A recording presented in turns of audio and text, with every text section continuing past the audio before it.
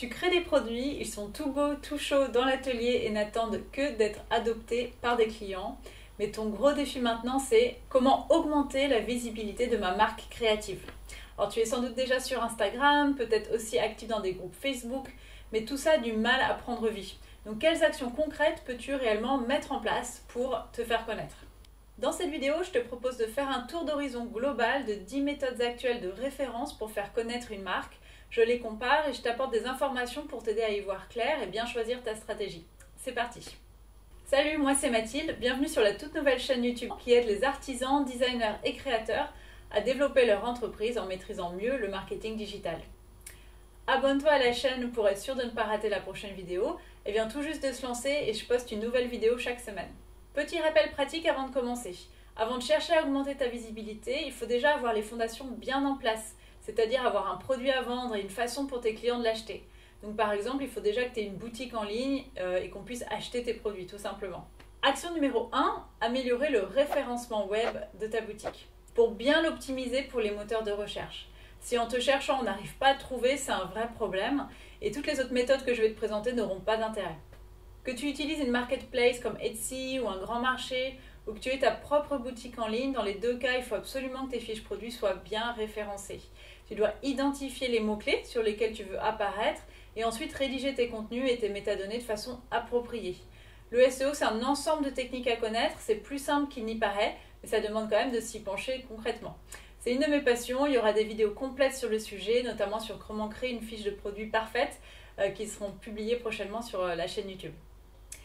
Action numéro 2, choisir un réseau social prioritaire et s'y tenir. En fait, c'est pas la peine d'essayer d'être à la fois sur Facebook, Instagram, TikTok, Pinterest, Twitter ou LinkedIn. Tu vas t'épuiser et la qualité de tes contenus ne sera pas au rendez-vous. Au contraire, choisis plutôt un réseau social prioritaire avec un seul critère en tête. Il faut que ce soit le réseau social le plus utilisé par tes clients. Il faut vraiment aller là où tes clients vont. Je dirais qu'il y a deux grandes familles de réseaux sociaux. Ceux qui te permettent de construire une vraie communauté grâce aux commentaires, aux likes, aux partages, aux groupes. Alors là, je pense évidemment à Facebook, Instagram, mais aussi Twitter ou LinkedIn. Les contenus sont consommés dans l'instant et donc l'animation doit se faire au quotidien. Il faut vraiment une régularité. Et puis, il y a ceux qui te permettent d'être trouvés dans le temps long, comme les articles de blog, les vidéos YouTube ou les publications Pinterest. Ces contenus demandent beaucoup plus de temps à être créés et doivent aussi être bien référencés. Mais ils peuvent être consultés même plusieurs mois, plusieurs années après leur publication. Donc ils durent vraiment dans le temps long. Donc c'est à toi de voir ce qui correspond le mieux à ta marque. Souvent il faut un petit peu mixer les deux approches. Action numéro 3, capitaliser sur les événements. En fait, avoir un stand sur un événement, animer un atelier peuvent être de très bonnes façons d'augmenter ta visibilité localement. Les événements te permettent de faire de vraies rencontres. Ils te permettent aussi d'être au contact direct de tes clients. Par contre, les ventes sont très aléatoires et sont souvent pas suffisantes pour vivre de ton activité. Donc ne te concentre pas que sur les événements. Il faut plutôt les utiliser comme un tremplin de visibilité en s'assurant d'être bien annoncé dans le programme, d'être présenté sur la page de l'événement, sur Facebook ou autre. Donc pour maximiser la visibilité de ta marque lors d'une participation à un événement, il ne faut pas hésiter à être en contact direct avec les organisateurs. À leur envoyer sans pression un petit kit de communication qui contient une ou deux belles images représentant tes créations, ton logo en bonne résolution, une image de toi, un petit texte présentant ta boutique qui intègre un lien vers ton site ou ton compte Instagram. En fait, l'objectif, ça va vraiment être de faciliter au maximum le travail de l'organisateur de l'événement pour qu'il puisse te mettre en avant facilement sur les réseaux sociaux ou l'emailing qu'il va envoyer à son public. Action numéro 4, lancer une campagne de publicité. Alors évidemment, c'est une technique imparable pour être visible, la publicité. Les régies les plus connues sont celles de Facebook, d'Instagram ou encore Google Ads. Là encore, je prévois de faire des vidéos dédiées sur le sujet, parce que ça demande vraiment pas mal d'informations. Le principe est de créer donc souvent plusieurs publicités, pas seulement une. Au contraire, il faut en créer beaucoup, sous format photo, vidéo, et surtout identifier très clairement la cible à toucher, pour éviter de jeter l'argent par les fenêtres. Action numéro 5, contacter des journalistes pour apparaître dans les médias. C'est une des méthodes de visibilité les plus anciennes de cette liste et les plus classiques. Il y a deux inconvénients forts. D'abord, réussir à entrer en contact et créer une relation avec un journaliste, ça prend beaucoup de temps et les résultats sont souvent incertains puisque tu n'as pas la main sur la décision finale. comment il va publier finalement l'information. Je le sais d'autant plus que je suis journaliste à côté pour le magazine Système D et que je sélectionne chaque mois des projets à mettre en avant. Et évidemment, je ne peux pas à chaque fois mentionner tous les projets, il faut qu'ils rentrent dans un certain projet éditorial qui se décide par le magazine.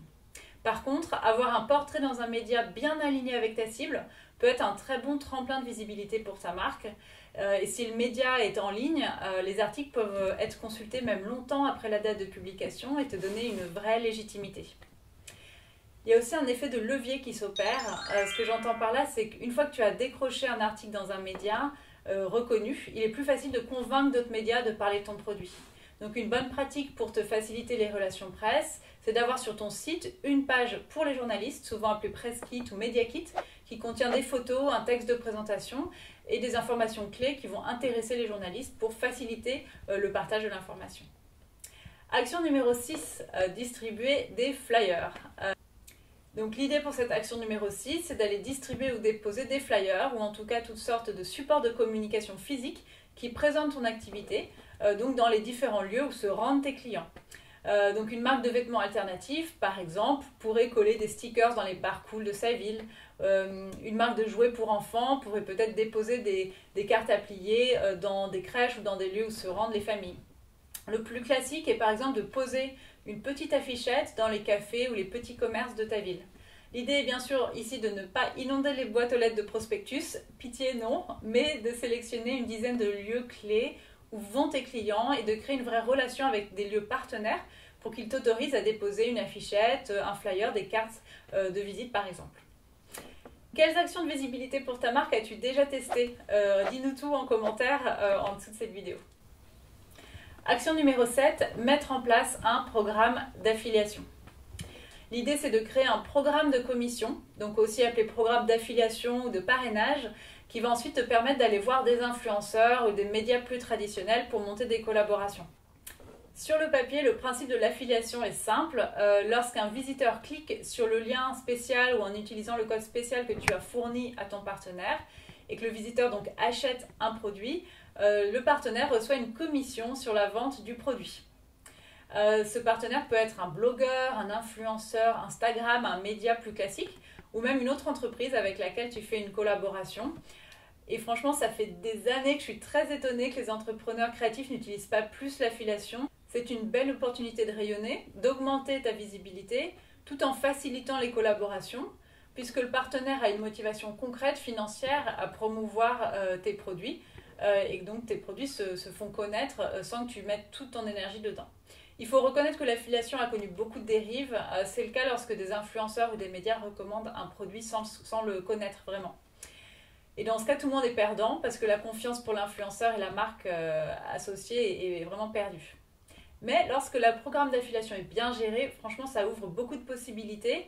Là aussi, je prévois des vidéos pour tout expliquer, comparer les outils et aller beaucoup plus loin sur ce sujet. Action numéro 8 et 9, monter une collaboration avec des influenceurs ou alors avec des médias plus classiques. En fait, une fois que tu as un programme de commission bien en place, il est beaucoup plus facile d'aller mettre en place des vraies collaborations avec des influenceurs ou des médias. L'idée est alors de contacter une sélection précise de micro-influenceurs, de médias ou de blogs dans ta niche pour leur présenter tes produits et leur proposer de faire partie de tes affiliés. S'ils ne le connaissent pas déjà, il faudra leur envoyer le produit pour qu'ils puissent le tester et le présenter à leur communauté. La 10e et dernière idée que je te propose, c'est d'envoyer ta candidature aux différents trophées, prix et concours spécialisés dans ton activité. Une belle candidature prend du temps si on veut mettre toutes les chances de son côté. Il faut donc bien choisir les trophées ou les concours auxquels on participe pour qu'ils soient le plus proches possible de ton activité. Mais si on gagne, cela peut être un vrai tremplin de visibilité sur les réseaux sociaux auprès du public du prix et un argument de plus pour convaincre les médias de parler de ta marque. Là encore, ce fameux effet de levier. Donc découvre dans la prochaine vidéo la liste des concours, des trophées pour les entrepreneurs du fer, artisans, designers comme toi, qui va te permettre d'aller beaucoup plus loin sur ce sujet. Alors si on devait comparer ces 10 actions de visibilité, je dirais celle qui coûte la plus cher, sans doute l'événementiel, potentiellement la publicité ou les influenceurs. Celle qui demande le plus de patience, le référencement web, ça prend du temps mais ça paye aussi.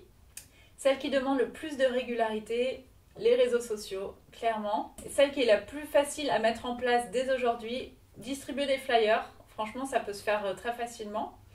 Et celle qui est la plus efficace sur le long terme, peut-être la mise en place de tes réseaux sociaux.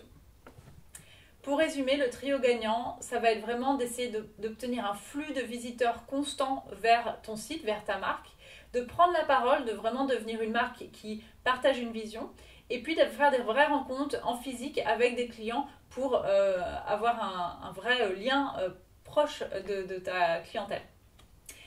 De nouvelles vidéos arrivent sur tous ces sujets de marketing pour aller plus loin dans les exemples, t'apporter des conseils, faire des démonstrations d'outils. Donc c'est le bon moment de t'abonner pour avoir accès au contenu au fur et à mesure. Donc à bientôt à la prochaine vidéo.